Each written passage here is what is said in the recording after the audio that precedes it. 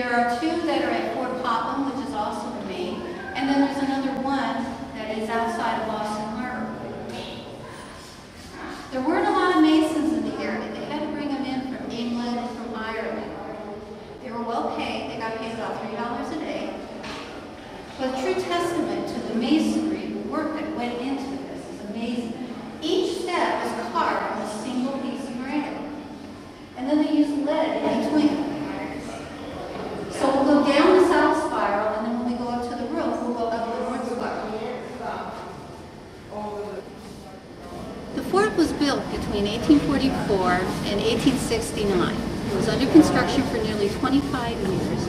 They never finished it. They spent nearly $1 million and still never finished the fort.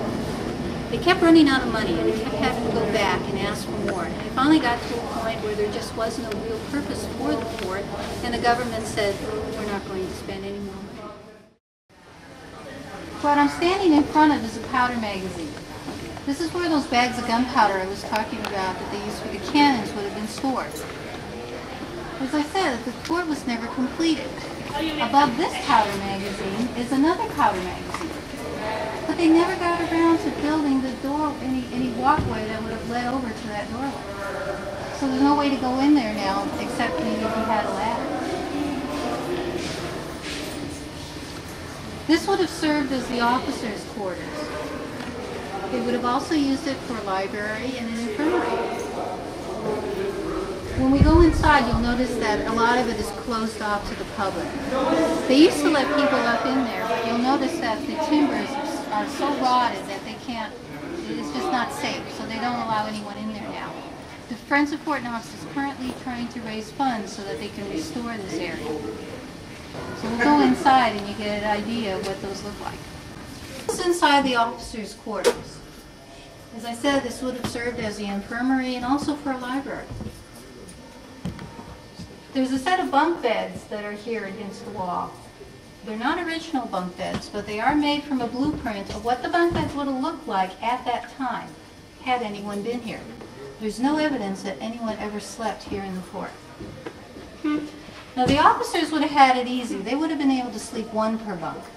But the enlisted men, there would have been so much more of them, they would have had to sleep two per bunk, and they would have had to sleep head to toe. So hopefully they didn't have stinky feet. This is behind the powder magazine that we were in front of just a moment ago. This area here, you get a good idea as to what the loopholes look like from the inside. This is where the infantry would fire from to help protect the fort.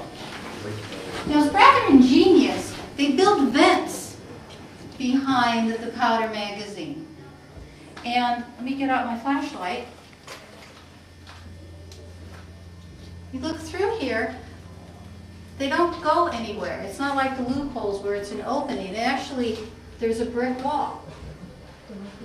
The idea being that if any gunfire had actually gotten through here, it would get put out and literally hit a brick wall. There's also vents, air vents that go around to help divert the heat. Again, protect that gunpowder. And you can feel the cool air when you put your hand against here. Very clever. The average soldier was 5'7".